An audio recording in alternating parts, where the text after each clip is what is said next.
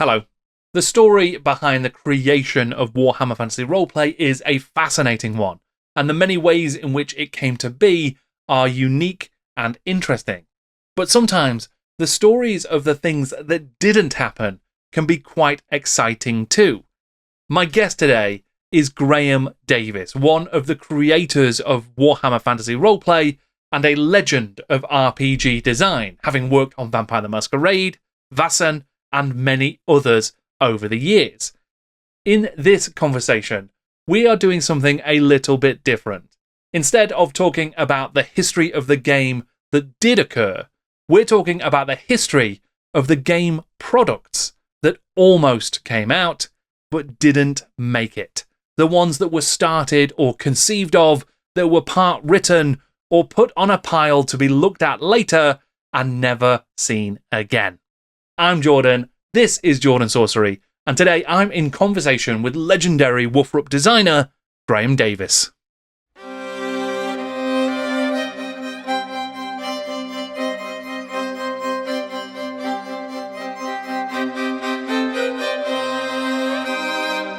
Graeme, thanks for joining me again. This time we're going to do something a little bit differently. We're going to take a look at some of the things that didn't happen, the projects that were conceived of but didn't come to pass, right? So I imagine there's plenty of these from over the history of Warhammer Fantasy, right? Definitely. So where would you say is a good place to start? I mean, is it though literally those early days from the earliest sort of ideas that didn't quite work? I would say, yeah, let's start at the very beginning well, let's start off with Paul Vernon and Starstone. I don't know if you've heard of that. No, I've not. He was a regular contributor to White Dwarf. I think he was an economist or a sociologist or some such specialty. And he'd written a series for White Dwarf. I can't remember the name of them now, but it was basically on creating fantasy societies and fantasy settlements. And it was a pretty good series. And then he wrote and self-published under the title Northern Sages, if I recall, a slim volume called Starstone, which put a lot of these principles into practice. And it was essentially a three-part campaign, which I found it a little repetitive, but basically you went to a village, which was detailed right down to every sort of pin and rivet of its economy and so society. Talked to the villagers there, and then went off to bash the dungeon that had been causing them trouble. And this happened about 3 times. I reviewed it. I can't remember whether it was for White Dwarf or Imagine. And basically the review said what I've just told you, and I don't think Paul's ever forgiven me. Right. But anyway, he was, you know, he'd met with Brian Ansell. I was never in any of these meetings. I don't think I'd been hired yet. But the idea was to have him as an external writer for another campaign in addition to The Enemy Within, Right. based on Starstone and stuff.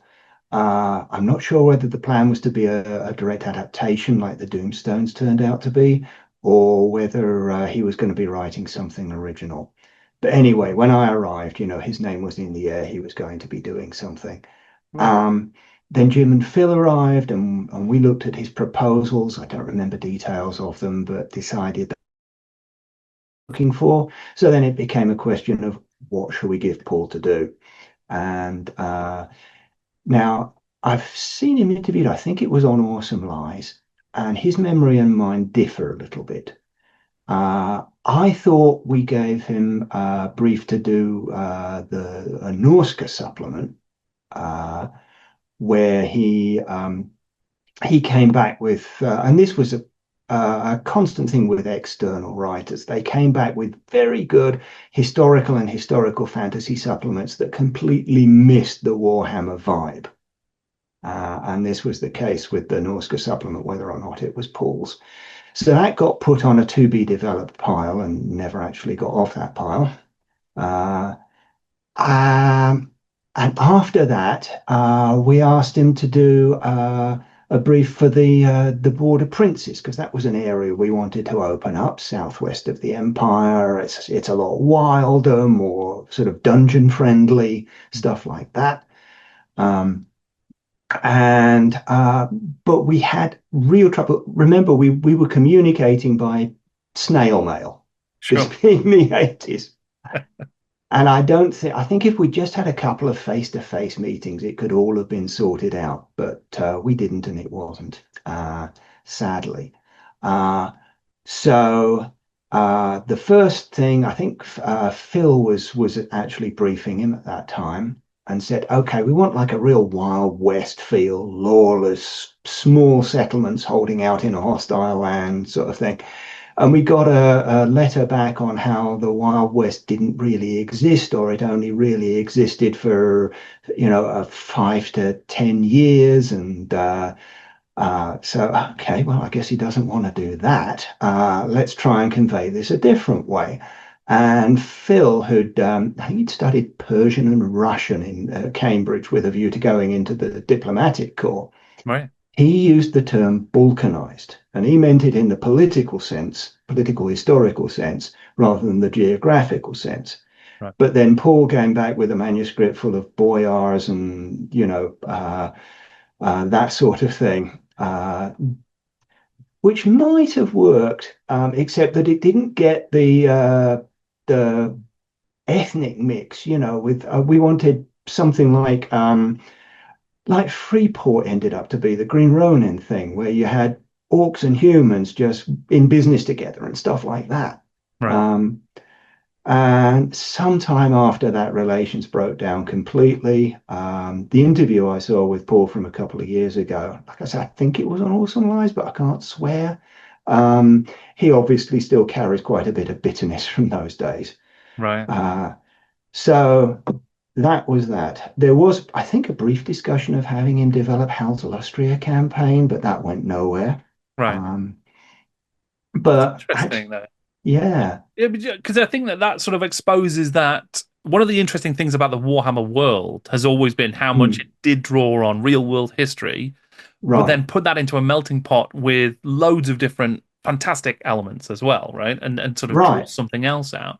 So it's very interesting to hear that, there were a few projects there, this Norska project, as well as the Border Princes one, that skewed too much towards the historical. So it really was just okay, it doesn't feel like it's the Warhammer world. It feels like It you're playing in was, history. yeah, it was the vibe. It's Right. the same thing when Dave Morris and Jamie Thompson turned in the manuscript for Tetsubo, which can still be found online. Mm. I played Bushido at college. I looked at Land of the Rising Sun and AD&D Oriental Adventures, as they were called then. Karatur now, I think, in the Forgotten Realms. But so yeah, there was a lot of Japan about anybody who was in the 80s, anybody who was like over the age of 12 in 1984, will remember that Japan was absolutely everywhere. Mm. It permeated everything. And so it made sense that we should have a Japanese supplement, particularly because Ali Morrison, who was a big fan of all things Japanese, had done a samurai range, a hobgoblin, sort of Mongol-ish hobgoblin range, and a range of undead samurai. Um, and yeah, so Mark Smith and Jamie Thompson, they did a fighting fantasy book called Sword of the Samurai. Uh, Jamie Thompson, of course, was an editor of White Dwarf in the early 80s, Mm. before the move from London. I think he was the one before Ian Marshall, maybe the one before that. Anyway, um, and they'd done yeah, I think they did the Way of the Tiger game books as well. Anyway, they Yes. were writing a lot of Asian influence fantasy, so they seemed like the perfect people to write Tetsubo. And again, we got a great historical supplement with absolutely zero of the Warhammer vibe and feel, and that kind of Jabberwocky meets Carry On kind of sensibility Sure. that I think you had to be in the writer's room to even have a chance of developing that, because it was just us messing around. I often describe the writer's room in that period as a sort of a gaming version of the old sitcom, The Young Ones. We were all kind of with perhaps not quite as much violence, but sometimes it got close because Halliwell could be goddamn annoying. Right. I remember at one point I won't name names, but he did end up getting dangled off a fire escape at one point. Oh, wow. Okay. Yeah, I mean, it sounds like there is that sort of quite that I don't want to say punk necessary, but like a real Mm, sort of vibrancy to the design studio during that mm. era, right? That Yeah, did cause a load of really interesting ideas to just bubble up.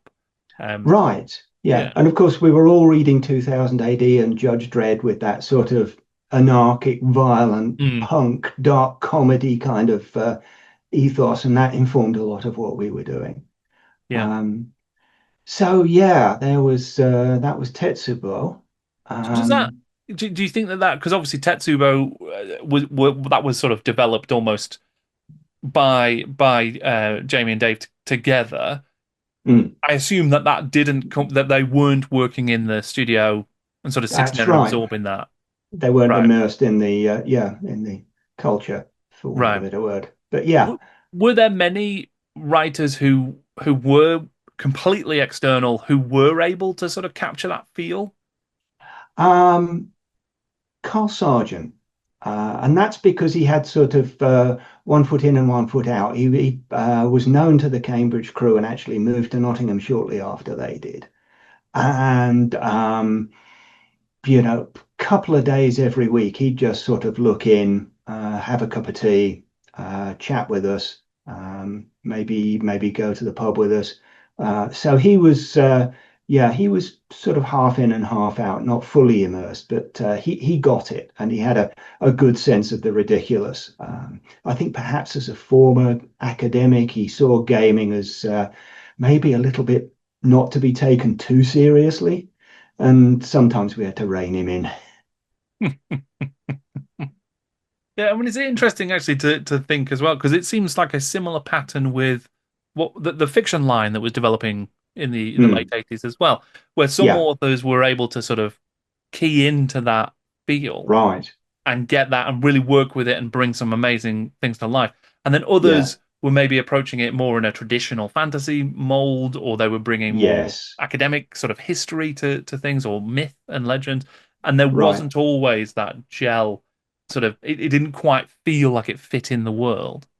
Yes, yes. We used to say that they just, written a fantasy novel, filed off the serial numbers, and called it Warhammer. Right. Sure, yeah. And yeah, I remember. I think Bill King was in charge of the fiction line at that point. Although I think Dave Pringle was the editor in chief, although we never saw him. Bill King Right. was in the studio, and yeah, that was an eternal frustration of his was writers who just didn't get it, and actually, Games Workshop's approach to dealing with fiction authors was a little different. They were used to dealing with game authors who wouldn't complain if they didn't get royalties or would do rewrites for free. And of course, established fiction writers like Dave Langford or Kim Newman, they weren't going to stand for that. Hmm. Sure. Yeah. Very different, just in terms of how publishing works, like you say, isn't it? It's quite a Yeah, different structure of work. definitely. Yeah. So were Yeah. there any other? I mean, where you've had a couple of these historically minded settings, or sort of drawing on slightly Mm. different types of fantasy. Were there any other like products that were being developed in that kind of space that fell on the sort of same side of things? They were too historical, Um, Well, this is going to cross over with your conversation with Rick, but the Perrys were always wanting to do historical stuff, right? and they did that jousting game, and they eventually spun off Warhammer Historical. I think they were a big force behind that.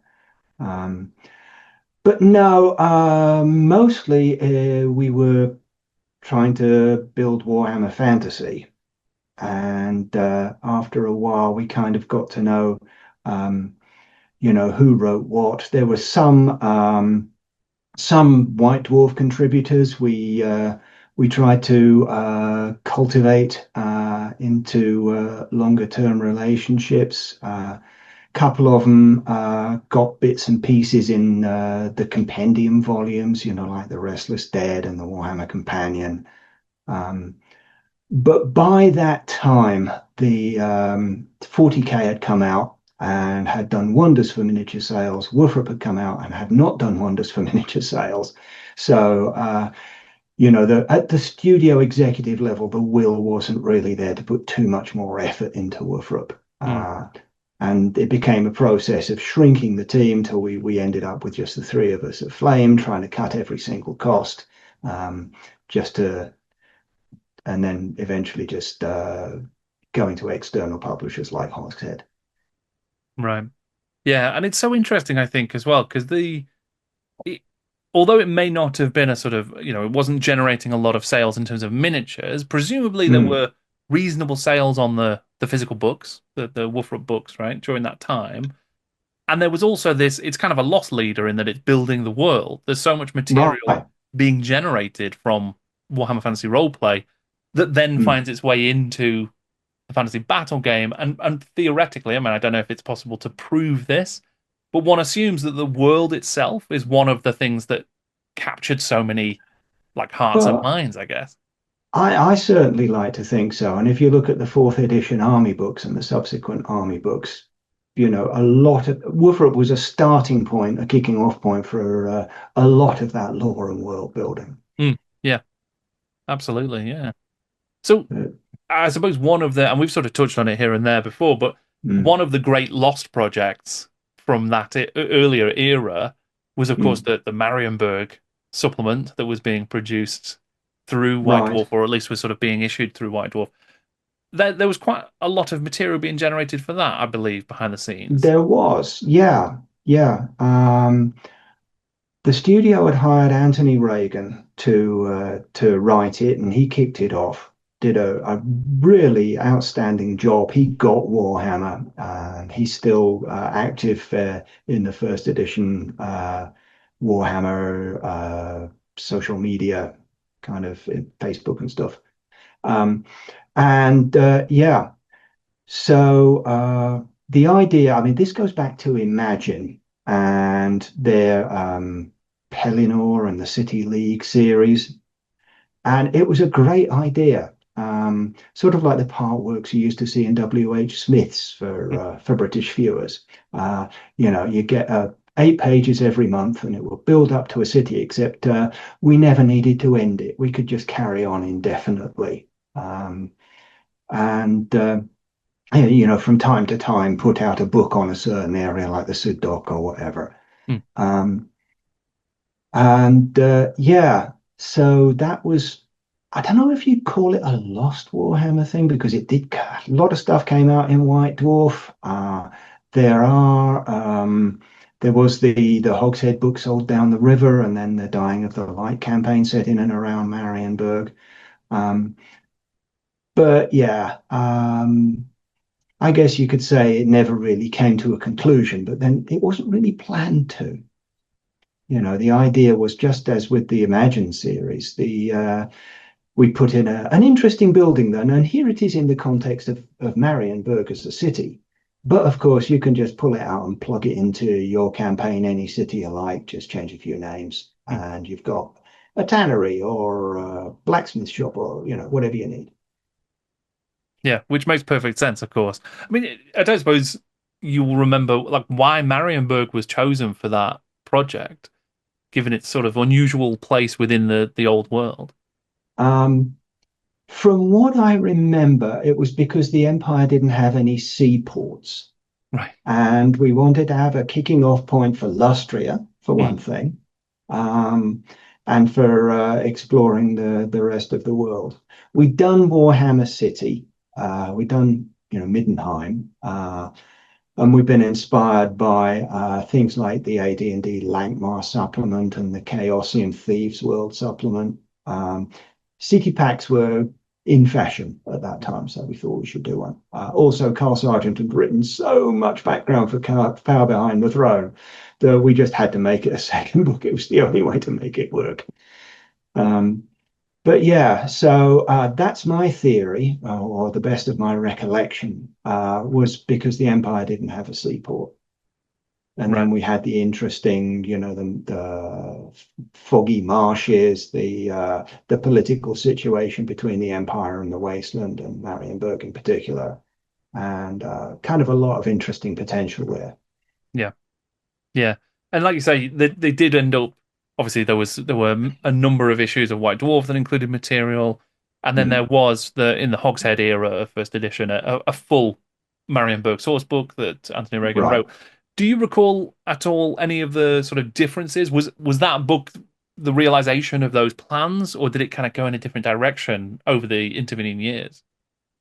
Um, I wouldn't say it went in a different direction creatively, but Anthony, he picked and chose the White Dwarf material. It was none of it was a straight reprint, and I guess it couldn't have been because there wasn't enough published through White Dwarf to make a book. So he took stuff from there, plus new stuff, wove it together. Format was different. Um, I was actually quite proud of the Marienburg building an NPC description format I put together. Hmm, So I was a little sorry to see that not present in the in Anthony's book, but yeah, that's it. Some places were included, some weren't, but it was his book, and he'd laid the foundations of the city anyway, so I have absolutely no complaints. sure. Yeah. I mean, yeah, that NPC sort of the way you were building an NPC. Could you sort of talk about that a bit? And because obviously that felt like a slightly new thing, right? There was a bit of an innovation there. Yeah, well, that was more of a development than an innovation. Again, I was looking back to the City League and how they were presenting buildings. They had a really interesting format of they could, depending on how important the building was, it could be a full page, half a page, or a quarter page. Um, and they had a little exterior elevation and plan. And the NPCs were it was basically just a consistent stat block, just as you would have for a monster. Hmm. Um, but different according to the needs of an NPC versus a monster. Um, and I guess the big innovation that I put in there was I started each description with a quote, which gave you in a very few words, gave the GM an in to playing that character, the sort of language they'd use, the sort of ideas they'd have, sort of priorities, that sort of thing. Um, and the rest of it, I think, was pretty much a straight steal from the City League, but just adapted for WFRP rather than AD&D. Hmm. Right. Yeah, it's interesting to think about that kind of thing because I mean, role playing games as we know it now as a an entire industry, but as a sort of hobby and a game system way of playing games. That modern version was what 10 years old at the time that you guys were working on Woofer Up and sort of putting that together. So there was still a Mm. huge number of things still to be discovered, even in things as Right. simple as NPC stat blocks, right? And into how to introduce an Yeah. NPC because there wasn't as much formal sort of ways of working, I suppose, at that time. No, no, that's true. I mean, I think every publisher had their own kind of house style, and I just took the bits that I liked out of others and tried to make one for us in terms of that presentation. Hmm. Yeah, yeah, and then obviously that's taken root and become much more common these days, and you see that kind of thing in Right. most games, I think, in the sort of modern Well, era. it just makes sense because it makes everything far easier to use once Mm, you know how to read I mean, it's like just like monster stat blocks. You know how to read a monster stat block or an NPC stat block.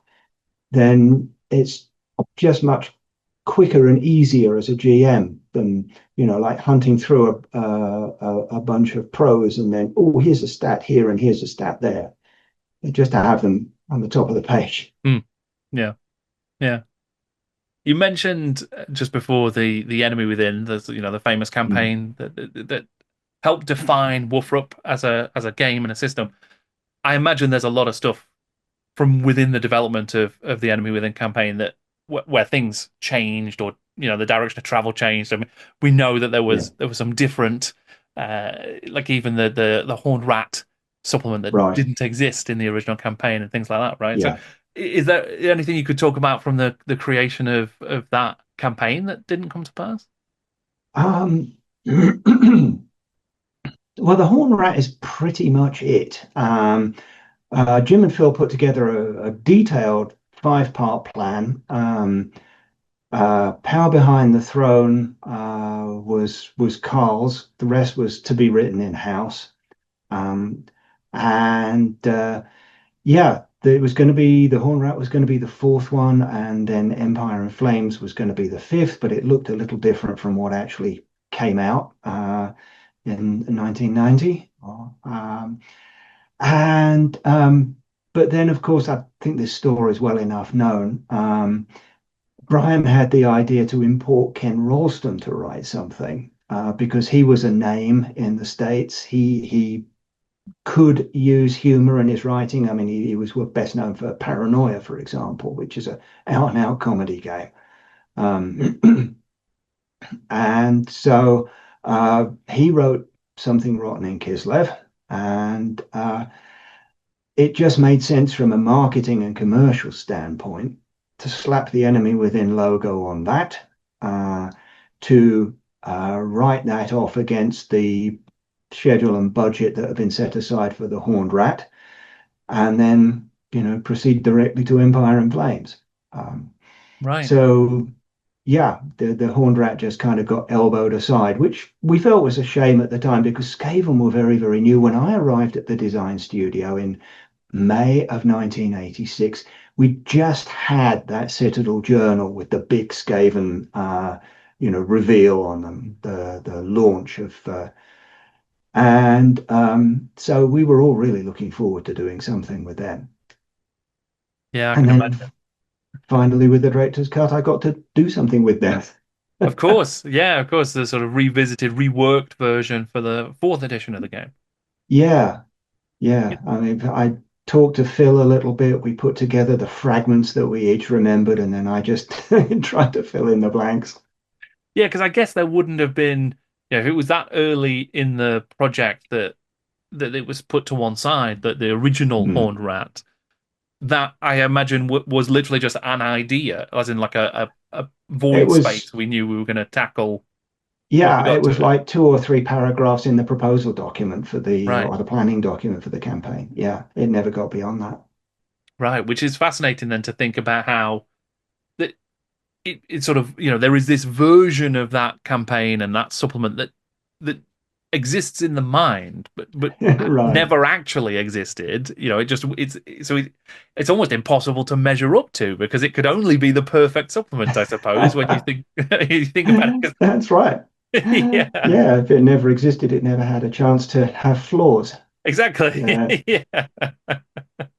And Yeah. really interesting as well to hear then that so when Ken Ralston came in, I'm guessing the brief for his original Something Rotten in Kislev was literally just go off and have fun, right? Explore the Warhammer world. Exactly that. Yeah. Right. Yeah. And he spent a couple of months with us in the studio, completely immersed in the silliness and bringing his own unique brand to it.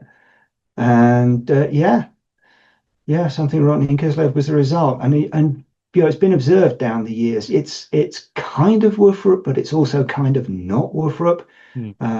It's higher fantasy with the whole necromancy thing and everything.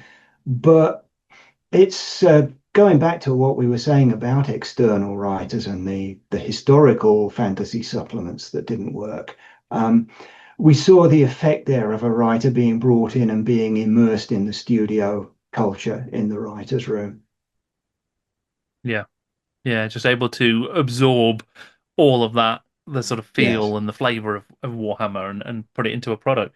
Uh, right. Am I right in thinking that it was Ken Ralston was working on the Realm of Sorcery project as well, right? This was after he went back to the States.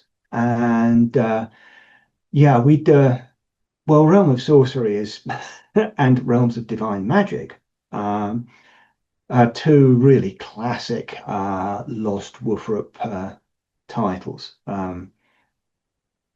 And that started because um, the magic system, as has been observed many times, was not terribly good. Uh, I knew that. I kind of avoided it when I was developing the draft, thinking that I'd throw it to Jim and Phil when they arrived.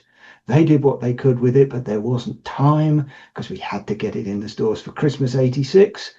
Uh, so the way we kind of gave ourselves a bit of breathing room was to say this will be fully explained and expanded upon in the forthcoming Realms of Sorcery supplement, which we fully expected to be out within the year and to for us to have the chance to create a decent magic system that actually worked and was a lot more in keeping with the state of the art as we saw it. Mm. But again, lack of confidence in Wolfrup at the upper echelons. That just got kicked down the road 3 or 4 times and eventually fizzled. Ken Ralston's version of Realm of Sorcery, I have a feeling that's available online as well if you look hard enough. I'm not sure. Mm. Um, but it was basically an adaptation of the RuneQuest magic system with the injection of a lot more Ralston slash Wolfrup flavor. And that again got stuck on a to be developed pile and was never developed. Then when Hogshead took over, Ken and Joe Walton were hired to write a book called Realms of Sorcery, uh, which ended up mostly being about new spells Mm. and stuff like that. Also, by that time, the Winds of Magic model, which was driven by John Blanche and the art department, so that we had different color schemes for wizards, uh, that had come in and had completely upended everything that we previously thought about how magic worked in Warhammer. And the Hogshead Realms of Sorcery, to my mind, has always been kind of caught, like the cartoon coyote with one foot on either side. Right. Yeah, and that is interesting because that was a wholesale change to magic, just It conceptually within the Warhammer it world, was, wasn't yeah, yeah, and it was just a mandate from the top. There was no discussion. It's this now, it? and how you make that work with what had gone before was completely our problem. Mm.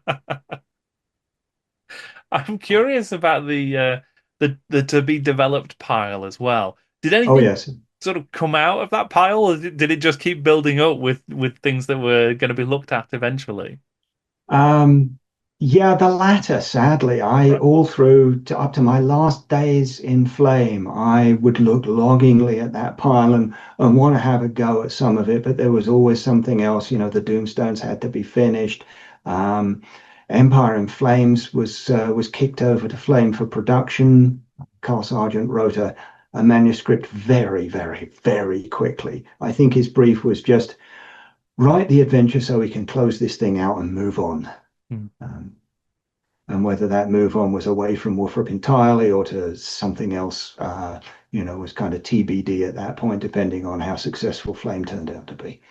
Right. Um, That's a shame. A sort of ignominious end to like this great campaign that had been the cornerstone of Wolfrup and was really helping to sell it and is yeah. regarded, even that original campaign is still regarded as an absolute classic in role playing circles.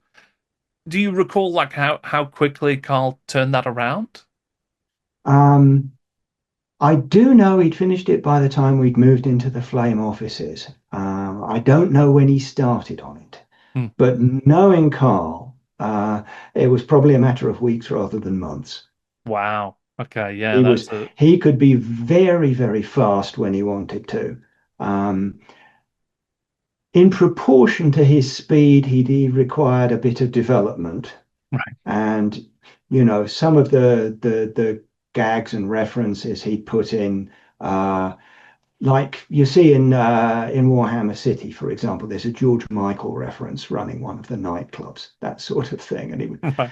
uh, and a lot was kind of in stream of consciousness because he was writing so fast. Hmm. And So yeah, he required a bit of development. And I think sadly Mike's not here, Mike Brunton's not here to talk to that because he did the development on that when I was doing Lichmaster, the first Flame publication, and the character pack to kind of shake down the process. Hmm, Um, and so I wasn't really privy to much of that. right. Hmm. You mentioned before the Lustria supplement that Yes. Richard Halliwell had been working on, which I think some of that has made its way out into the internet and into the ether. That sounded like Mm. that got quite far as well, but also feels like it was maybe an even earlier version of Warhammer than Oh, it was. Yeah. yeah, Yeah. I'm not sure whether it was ever really, I don't think a single word on Lustria was written for Woofrup. Um, right, Hal's Lustria campaign was for Warhammer Second Edition.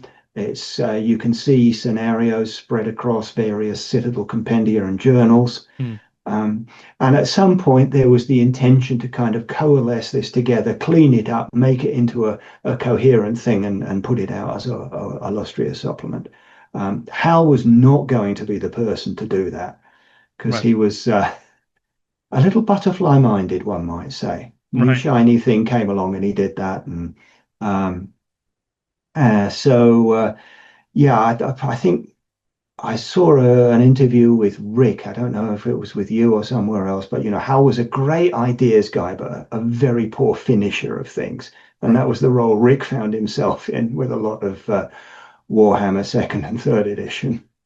Sure, right, But, yeah, so yeah, it's always been in the wind. Let's do Lustria, let's do Lustria. But again, the opportunity never arose while I was there. When Woofrup moved out to external publishers like Hogshead and Fantasy Flight, and now Cubicle 7, there was always the feeling that, or the policy rather, that no external publisher added to the Warhammer world unless that area had already been opened up with an army book and everything else to establish the law by Games Workshop from Games Workshop. right. Um, and I don't know if that's a hangover from the process early in Wolfrup where we had external writers trying to develop the East and the Border Princes and the other places. Hmm, Um, but they were always very protective of their IP. right, So they wanted to develop everything internally, and then if someone wanted to spin off a role play supplement for that, then fine, they'd take their cut and really didn't weren't that bothered. sure, But anything that could blow back into the battle game was yeah, that was very closely guarded. right. Which, yeah, I suppose does make sense if you're, as we see the developments then with the magic system, for example, because it flows from the battle game, you can then Yeah, sort of reflect it. I suppose you don't want things flowing in the other direction because you can't right. necessarily make it work in the battle game. I mean, Yeah, one area I suppose that's interesting is, I mean, Tetsubo was obviously looking at what at Nippon, the Japanese analog in the Warhammer yeah, world. There was always mention from the very beginning of Warhammer of the China analog, which is Cathay. yeah. That doesn't really feature in Woofrup all that much, and No. obviously is not in the battle game in the later editions. Um, Mm. I suppose was that ever an area that was considered for exploration? Only in the vaguest possible terms. It was something we would consider moving on to if Tetsubo had been a hit, and if there continued to be, if that 80s fashion for interest in Asia had continued. Hmm, Um, but at that time in the zeitgeist, Japan was the kind of the be all and end all, and China, with all due respect to its thousands years of culture, was seen not just in games but more widely as the place where kung fu movies come from, right. and that was pretty much it. Sure. So just because it wasn't a cultural focus in pop culture at the Exactly. time. It just, Exactly. yeah. Yeah. Okay. Yeah, that's fascinating as well. So were there any other areas of the Warhammer world that were considered, sort of geographically speaking? Um, well, there was always a constant but kind of bubbling under pressure that we're a British game. We should do Albion. Right. Why are we not doing Albion? And we had German fans write saying, "Well, the Empire's very nice, but you're British. Why aren't you doing Albion? You know, kind of stick in your lane." Um, and But nothing was ever really concepted for it until the Storm of Chaos campaign, Right. which I think that was, yeah, it was, no, it was one of the campaigns. It wasn't Storm of Chaos. It The was, Dark Shadows sort of that's was the one. set on and then Yeah, flowed into Storm of Chaos, I suppose. right. Yeah. And that was, as far as I know, the only attempt ever to develop anything for Albion. But, writing proposals that went nowhere was pretty much my life at Games Workshop. So I had an outline for an Albion supplement. I think I outlined a Britannia supplement Right. um, to Tylea. I don't think I went too deeply into Estalia, but yeah, what I hoped to do was to build out the whole of the old world. But the enemy within campaign and the development of the Empire Army book just put the focus so squarely on Mm. Empire that there was incredible inertia trying to get out to other areas of the old world. Right. Yeah, that's a shame. I mean, I think Albion is featured in one of the Brian Craig stories, one of the Orfeo Mhm. tales, and it's Right. very based on like Celtic myths and legends and things like that. Yeah. But yeah, it also is slightly removed from the Warhammer world, and obviously the Dark Shadows, and then William King's Mm. stories later on reworked Albion to be a bit more Yeah. Warhammer sort of flavored.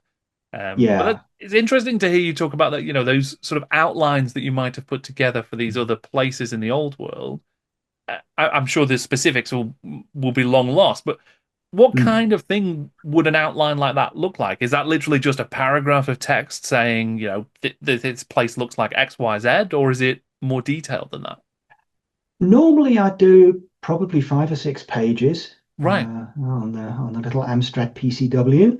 I'd start with a mocked up table of contents, giving the chapters. I'd be thinking book from the get-go Mm, rather than IP expansion. I'm very product focused. So it's yeah, a mocked up table of contents and then a paragraph or two on each chapter, and maybe a page of writing samples at the back. Um, and yeah, I got so I could once I had the ideas for a book, I could knock one of those out in a couple of hours. right. And I spent a lot of evenings doing that, hoping that something would take. Sure. Um, and yeah, I had some chats with Hal and Rick about Albion, uh, and the idea. I'm not sure.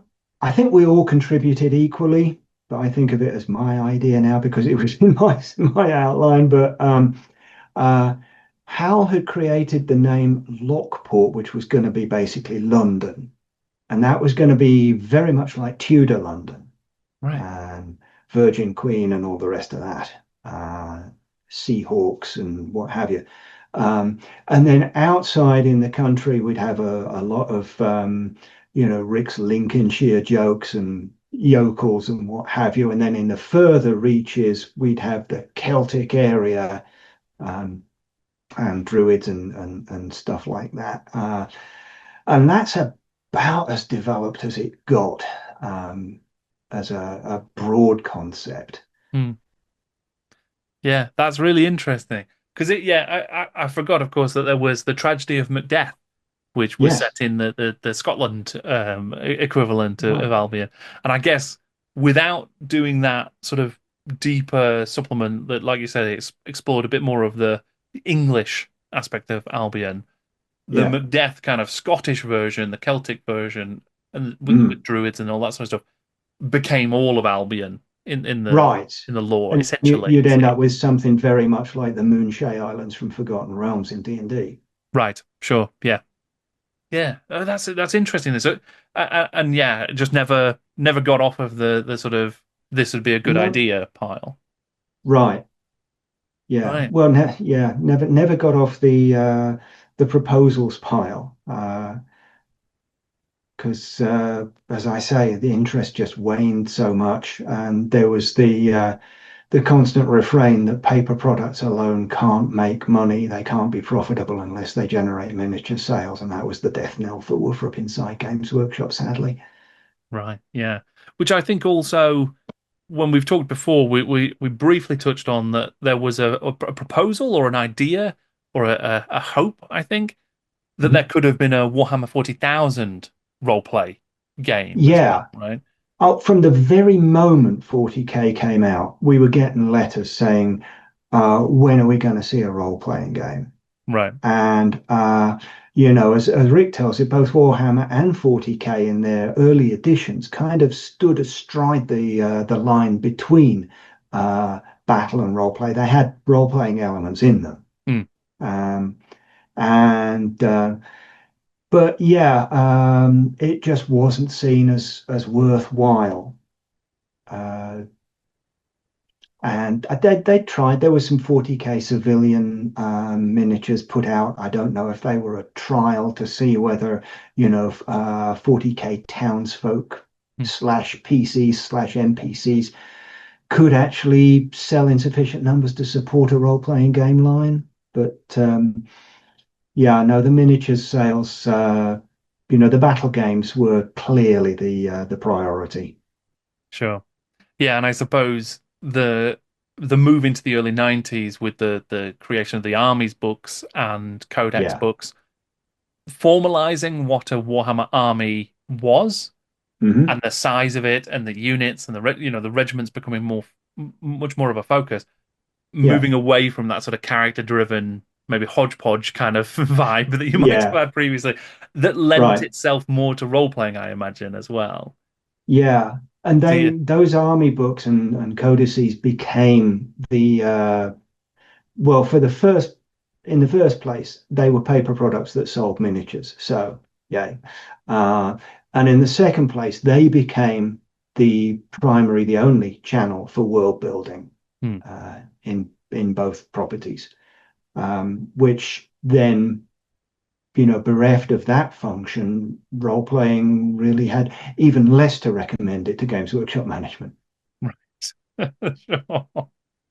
Were there any other Wolfram products that were sort of moving along and being developed or that you were working on during that time?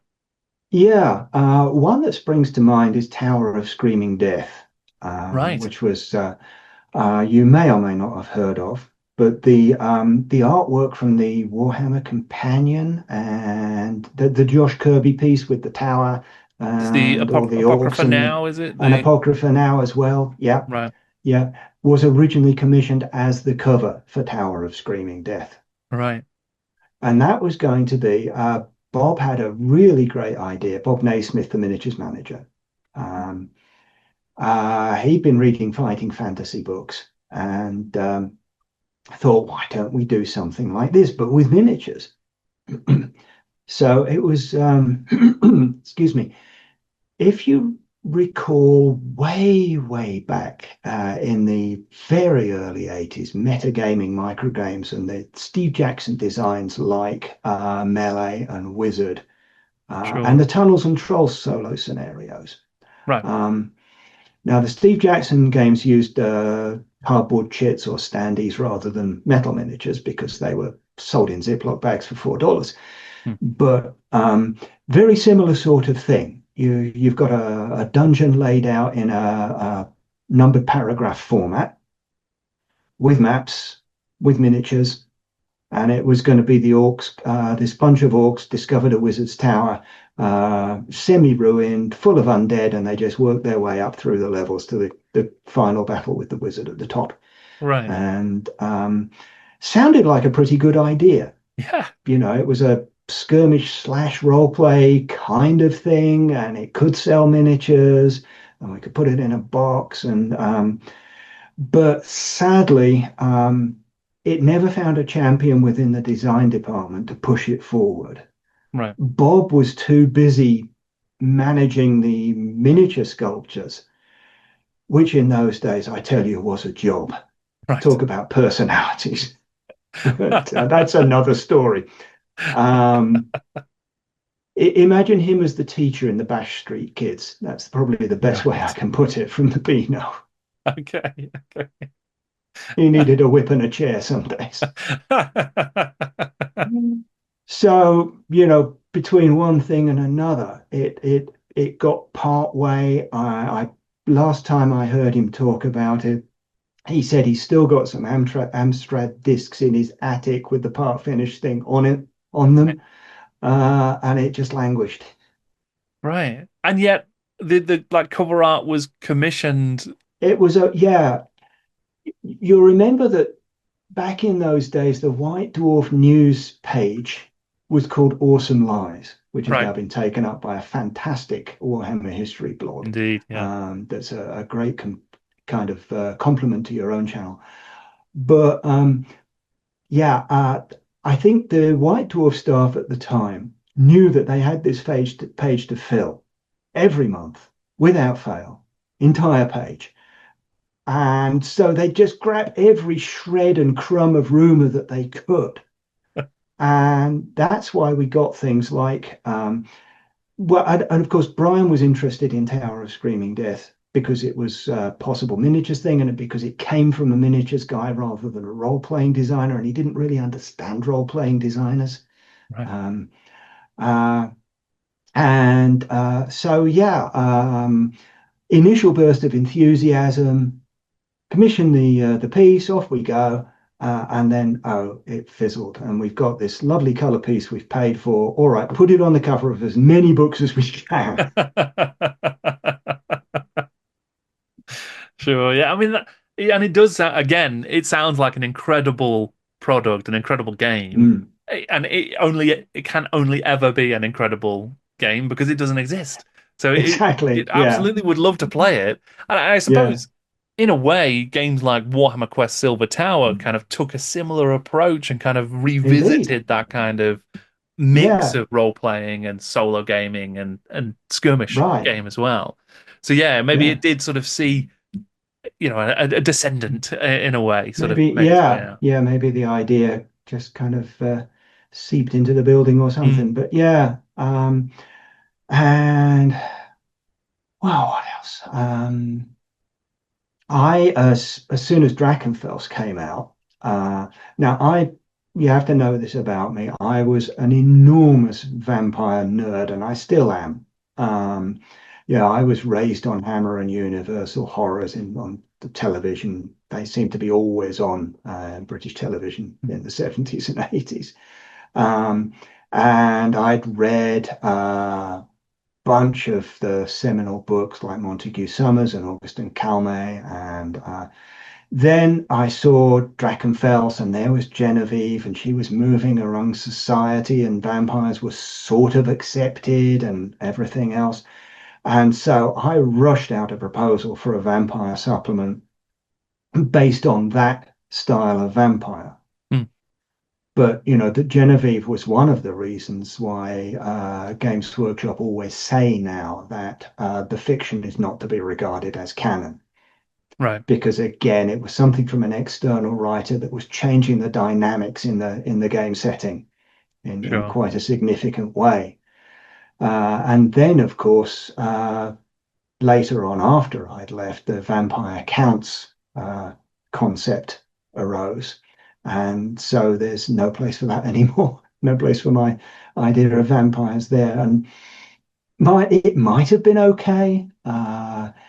It probably would have been over scholarly because I was such a vampire nerd and I wanted to get in everything I'd ever read. And uh, partly, I'll admit, my 25-year-old self would have wanted to prove how clever I was and how much I knew, as well as producing a an outstanding vampire supplement. But then I got to do a little bit of that with Vampire the Masquerade after I'd left Games Workshop. Sure, of course, yeah. And it's interesting, isn't it, to think that obviously very different worlds, but Oh yeah. some of that kind of Genevieve kind of storytelling and aspect of that, they maybe do have a home in a world like Vampire the Masquerade.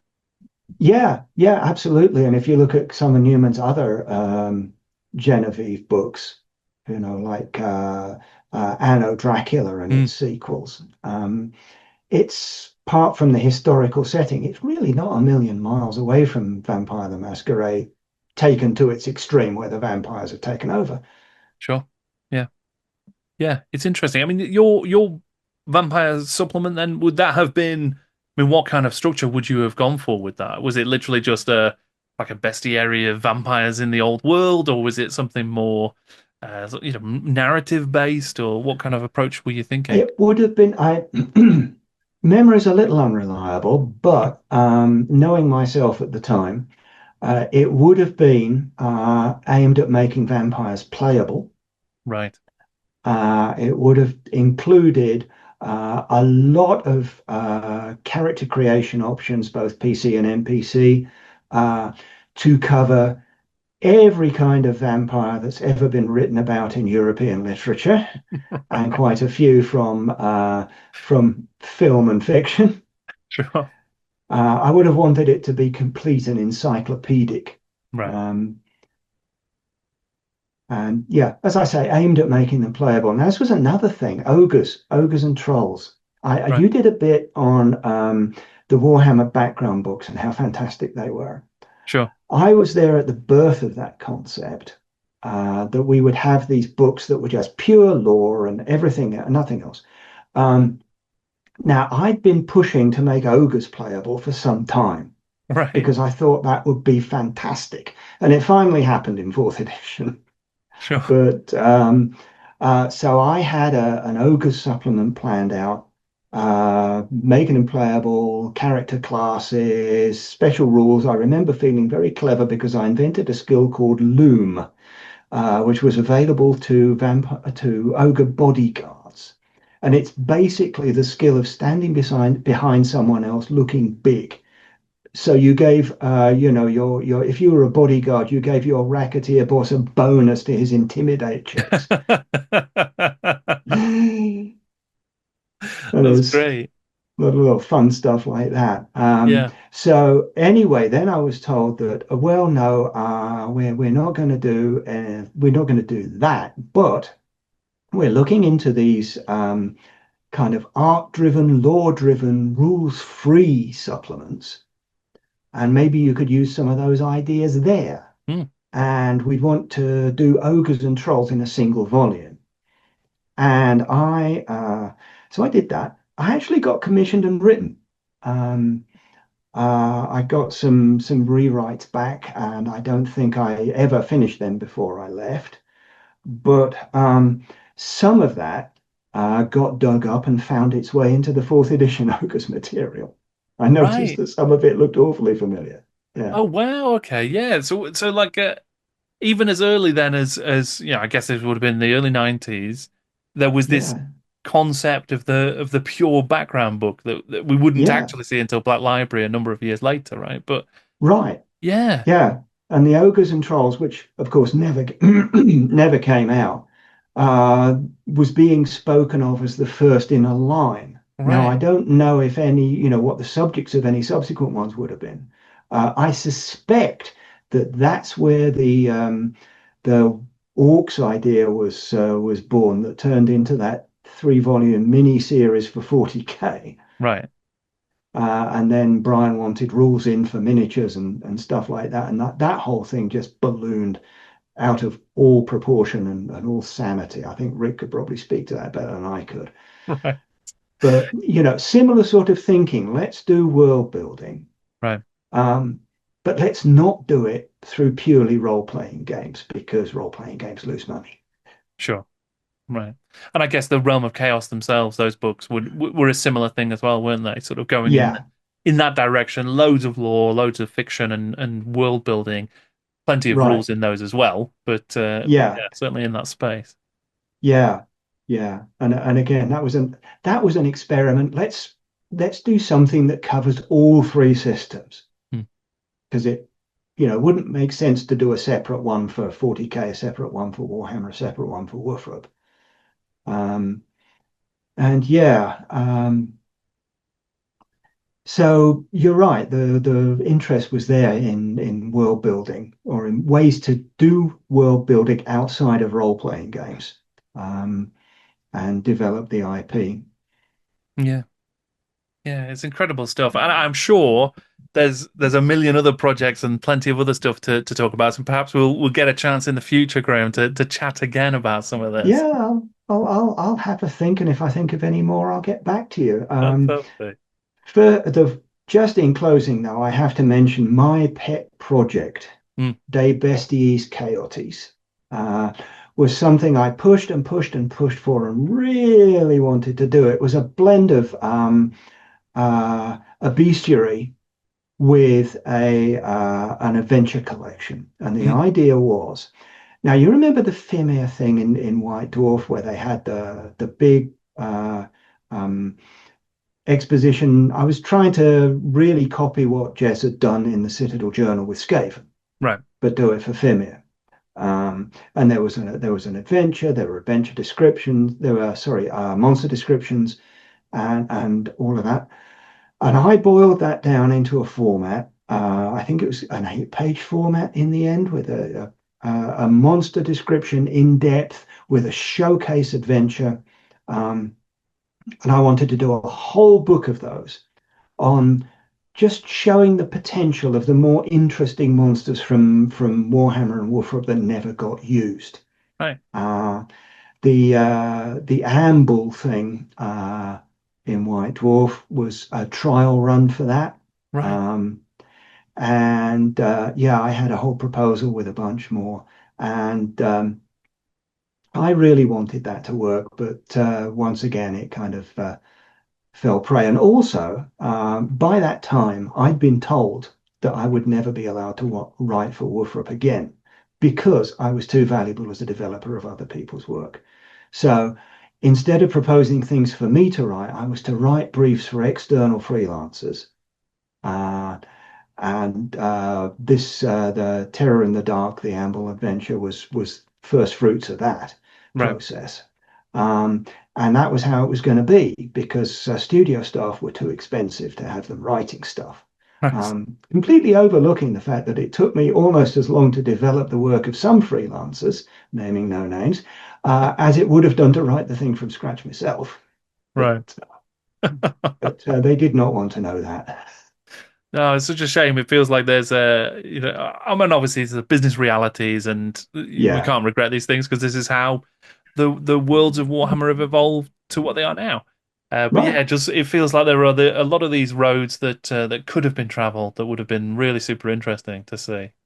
Mm. Yeah, it would have, but got to admit, Games Workshop taking the course it hasn't done them any harm. No, it seems to have worked out very well. Yeah. Um, something not quite the same, but something slightly similar to that is your current project that you're doing on Patreon as well, isn't it? The Monster of the Month Club, where you are sort of creating Yes, some similar sort of entries for creatures and monsters. that's right. It's a sort of a hybrid of the De Bestes Chaotis idea with now when I was writing for Vaesen, I wrote the Mythic Britain and Ireland source book. Um, I was really interested in how they presented their monsters. I more or less collect monster books for role-playing games just because I like monsters and I Mm. like the different ways they're presented and I like to steal ideas. So I after that book, I did a few monsters using the Free League Workshop Community Content Program, uh, and I thought, yeah, now I've got all these ideas, all these monsters I've wanted to write up from myth and folklore and everything forever. And I've been playing with this with how to stat things while remaining system agnostic. Um, and I had something that I thought was going to work. So I just threw together a monster treatment, no adventure, unlike Debestes Counties, but very, very much inspired by the by that and by the Vaesen format. Mm. So I did include adventure seeds, because a monster's just a monster until you show people how to use it. Sure.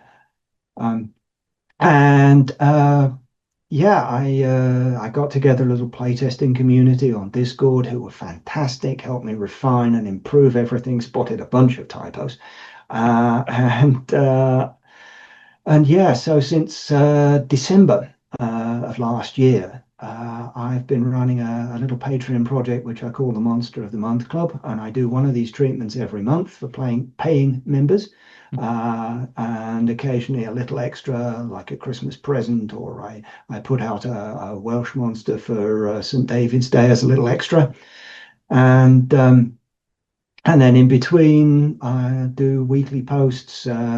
Usually every month, I do one Ask Me Anything. I do a book review, usually about monsters, some of my monster sources back there. A game review, sometimes monster related, sometimes not. Just something that's new and has caught my attention. Mm. And I've been reprinting some monster-related articles from the old days whose rights have reverted to me, like monsters that I published in White Dwarf or Imagine, or I recently published a thing called Extracts from the Uruk-hai Battle Manual. I was very pretentious as a student, but it was basically a little. It was written as a first-person tactical manual for orcs. And it's how to defend your dungeon rather than just waiting in your rooms to be killed piecemeal. That sounds really fun. That's great. And so it's mainly around monsters. Mm. It's a building community, and there are free memberships, and everybody gets the weekly posts. Memberships start at $1 US, and that gets you all of the monthly monsters. Mm. And yeah, it's a lot of fun. It might go somewhere. We'll have to see. Maybe at some point I'll make enough money to be able to afford someone to do proper design and layout. But yeah, so far it's been a lot of fun. So yeah, Monster of the Month Club on Patreon, folks. Hope Good to stuff. see you there. Well, I will include a link to that in the description below. I'll also include a link to the Awesome Lies blog, which we mentioned a couple of times, because yeah, I agree, really fantastic resource for more old world and Wolfrup history. And yeah, Definitely. as ever, Graeme, always absolutely brilliant to chat, and thank you so much for joining me to talk about some of these lost projects. It's been great. It's always a pleasure, and it's I'm still sort of somewhere between gobsmacked and humbled that people still care about this stuff 40 years on. Well, I think people care a great deal. Yeah, I think it's had a very, very powerful legacy. So yeah, Yeah. Well, brilliant. thanks. Massive thanks to Graeme for taking the time to chat to me about the amazing history of the Warhammer Fantasy Roleplay products that almost were. It was genuinely fascinating. I had a great time, so thank you. If you would like to find out more about Graeme's Monster of the Month Club, you can check out the link to his Patreon down in the description below. It's super interesting, and there is some really cool stuff there, so I recommend taking a look. And there is also a link in the description below for the Awesome Lies blog that Graeme mentioned in the conversation. It is a fantastic resource for research and history of Warhammer Fantasy Roleplay. There is some really, really interesting stuff, and I highly recommend that too. And if you would like to support my work, you can do so by checking out my Patreon. That is linked in the description too. That is the only way I'm able to keep doing this work, researching and documenting the history of Games Workshop and Warhammer, and speaking to the people who help bring it to life. You will get early and exclusive access to content, articles, research, and some other fun stuff too. So if you are able to support, please do check it out, because I really, really appreciate it. Thank you once again to Graeme. Thank you for joining us. I'm Jordan, and this is Jordan Sorcery.